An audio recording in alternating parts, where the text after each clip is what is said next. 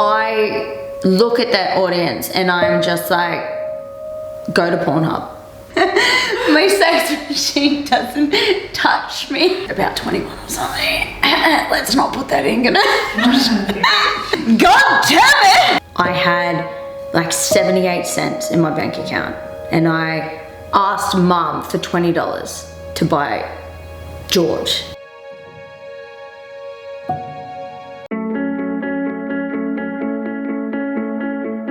I started in the industry many years ago, like over 10 years ago, and I had recently moved to Sydney from Newcastle.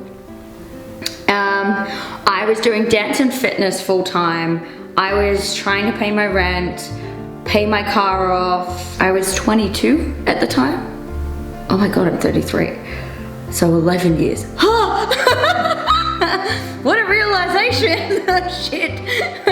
Nearly 12. I started doing lingerie waitressing because I had a background with bikini modeling. I used to do bikini competitions, won a couple of titles back in my day.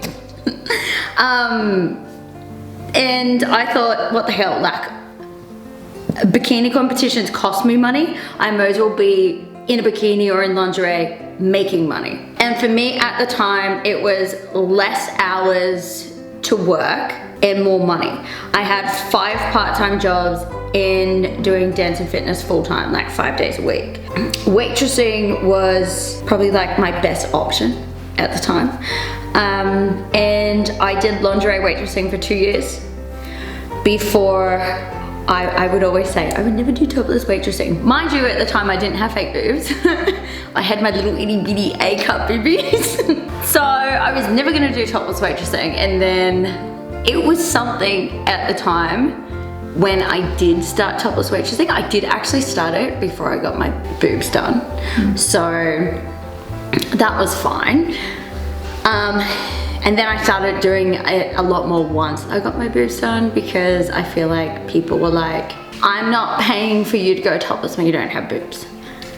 So once I got my boobs done, people were like, oh, now they're getting like what they're paying for. And then I started doing it a lot more often. I did nude every now and then, but like, to be honest, doing nude waitressing isn't that exciting because you're not responsible for like how your vagina acts. And when you sit down, you're like, don't want to get up, don't want to sit down.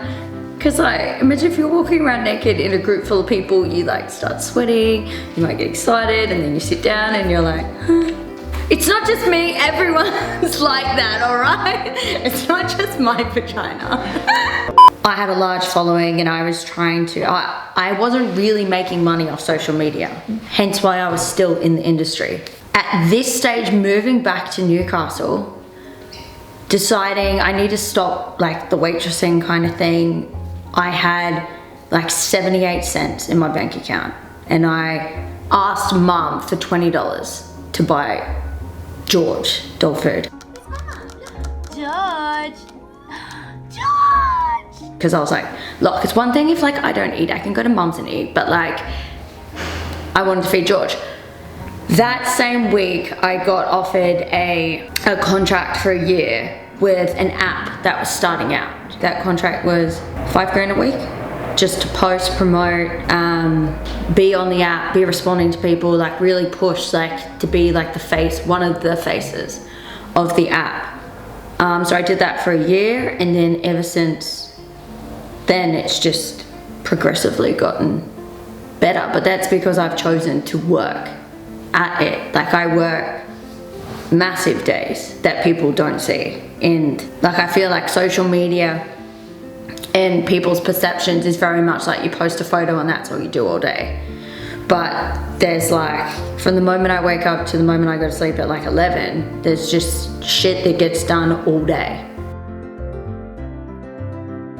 CherryDTV is, has, and will be created to support everyone within the adult industry entertainment community, specifically targeting those in Australia. We want to be able to encourage through positive means of blogs, video content, informative content, support mechanisms for mental health within the industry, and also supporting people within the industry that are looking for advice, how-to, sharing their story, finding someone to relate to. There hasn't been much support within the industry, and we also want to create a safe space where people feel like it is okay to share their story, how far they've come, their personal growth, and that is what we are targeting with shooting CherryDTV videos, interviewing performers,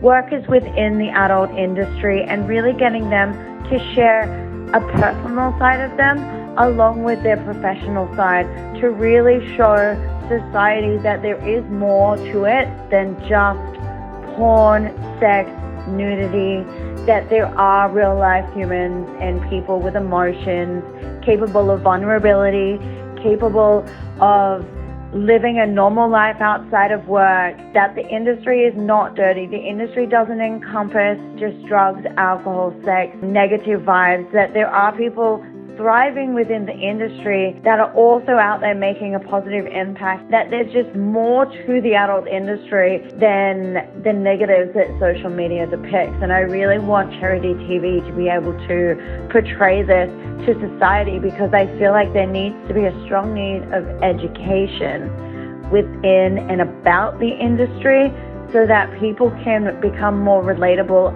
and feel relaxed and comfortable talking or viewing certain topics. The fact that people are uncomfortable is because the fact that they're not educated enough. And that is what I strive to push across into society through sharing stories and insight into the adult industry from current performers. And I think it's going to be really great and really beautiful, and I can't wait to share it with everyone. Girls of CherryDTV. It is something that is fun, cute, sexy, very much girlfriend style, but everything is online. So when we're creating content, we are going for fun, cute, funny, of course. Just having fun, something that is relatable, and giving off a vibe, and because we are as well, but a vibe that you want to get to know this girl more. You feel like you already know this girl. This girl is dateable. You get a sense of warmth, fun, friendship, sexy, kind of want a little bit more.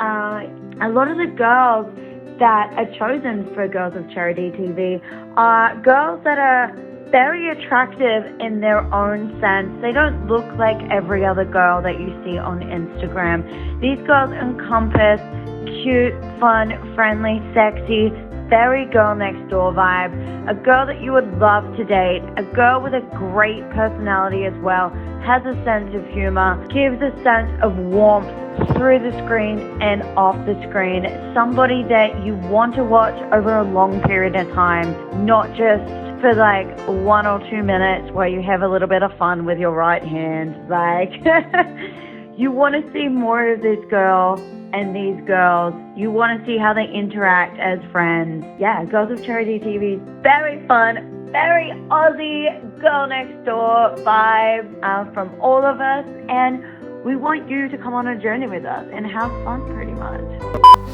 The audience I attract, some of the audience I attract, are very much like, just get your clothes off, take a photo, like, I don't care about you. And I look at that audience and I'm just like, go to Pornhub. You don't need to know the people, you can watch porn for free. Like, they're the same people though, no matter what it is you do, will never be good enough. They're the same people that slide into your DMs on, say, OnlyFans or whatever platform it is you're using to sell your product. They're like, oh, you do nudes. Why aren't you selling blowjobs? Why aren't you having sex? Why aren't you doing this, this, this, and this? And then there's girls that go and do those things because they're like, guys want me to do this. It doesn't matter what you do, it'll never be good enough. But I do believe there are a lot of people that find the industry interesting because they don't know anything about it. And that's the audience I want to target, because there's so much depth and knowledge behind the industry that is commercialized to be almost like a sin. Ooh, my ideal first date. I'm pretty casual, so I feel uncomfortable on like sitting opposite one-on-one like dinner and stuff, because I feel like it's more like an interview kind of interrogation.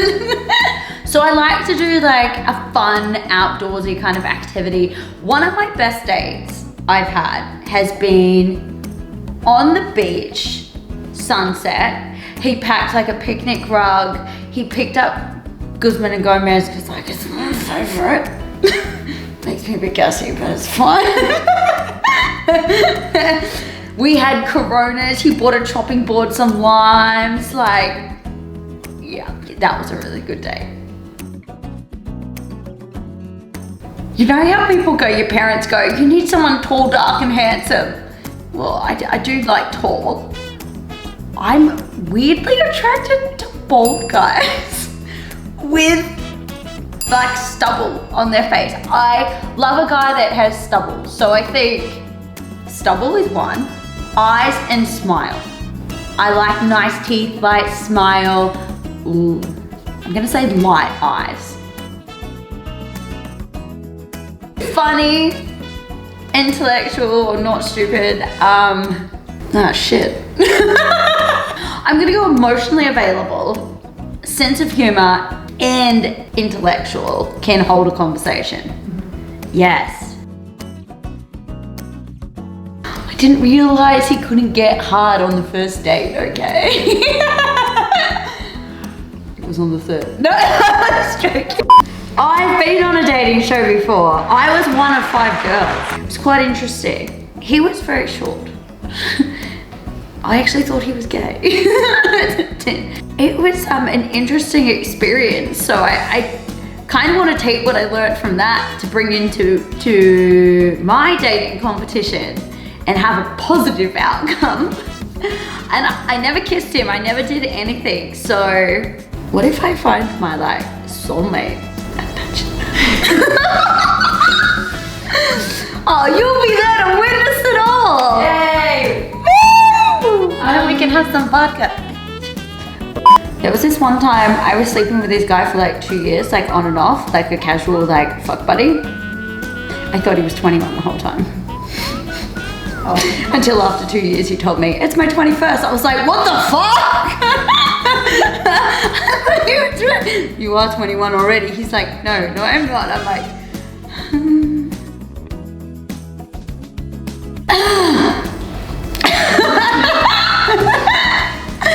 Look, I've actually matched with a few people that do have kids, and I have no problem if they have a child, as long as they're responsible for their child.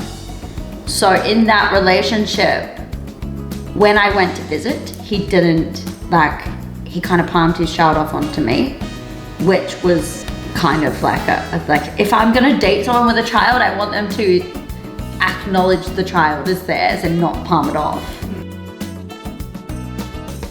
Yes, I want kids. I want twins run in my family, a boy and a girl. Just one time I'll get pregnant because I feel like I will do pregnancy so bad. I would be that one that like complains and in pain. I've got bad hips, bad back already. Like, let's just do pregnancy one time.